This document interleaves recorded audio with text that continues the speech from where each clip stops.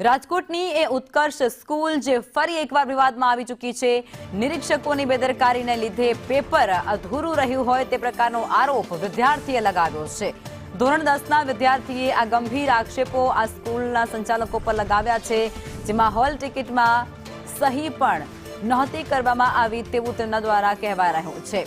રાજકોટની ઉત્કર્ષ સ્કૂલ જે ફરી વિવાદોના વંટોળમાં આવી છે। નિરીક્ષકોની બેદરકારીના લીધે પેપર આ વિદ્યાર્થીનું અધૂરું રહ્યું હોય તેવું વિદ્યાર્થીએ કહ્યું છે। મારો કેન્દ્ર નંબર ઉત્કર્ષમાં આવ્યો હતો, તો ઉત્કર્ષમાં થોડોક સુપરવાઇઝરની લાપરવાહીના કારણે કે સ્કૂલની લાપરવાહીના કારણે મારે પેપર છૂટી ગયું હતું। કે દાખલો એવો બન્યો કે સ્કૂલમાં જે છોકરાઓ હતા એ બહુ અવાજ કરતા હતા, હલકી વાતો ગારો એ બધું બોલતા હતા અને મેડમ ઉપર કમેન્ટ ને બધું બોલતા હતા। એના કારણે જે ક્લાસનો જે છે એ જળવાની નહીં અને સુપરવાઇઝર એના પર પગલાં ન લીધા અને લેડીઝ સુપરવાઇઝર હતા એટલે એ કાંઈ બોલી ન શકે।